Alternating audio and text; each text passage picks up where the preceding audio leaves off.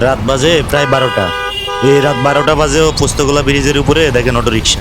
মানে এত একটা ব্যস্ত সড়ক, পোস্তগোলা ব্রিজ তো অবশ্যই ঢাকা মাওয়া এক্সপ্রেসওয়ের ভিতরেই পড়ছে।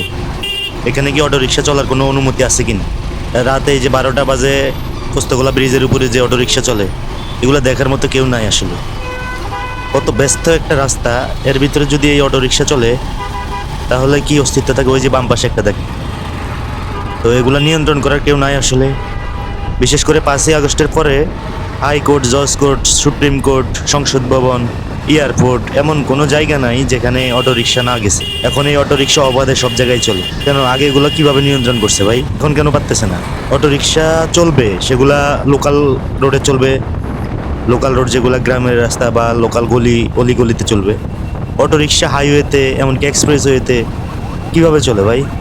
এগুলা যদি নিয়ন্ত্রণ না করে, আর এই অটো রিক্সার কারণে বর্তমানে বাংলাদেশের প্রায় 70 থেকে 80% দুর্ঘটনা ঘটে। এগুলা যদি এখনো নিয়ন্ত্রণ করা না যায়, ভবিষ্যতে আসলে এগুলোর জন্য কি পরিমাণ যে মানুষ দুর্ভোগ পোহাবে বা দেশে দুর্ঘটনা ঘটবে সেটা বলা বাহুল্য।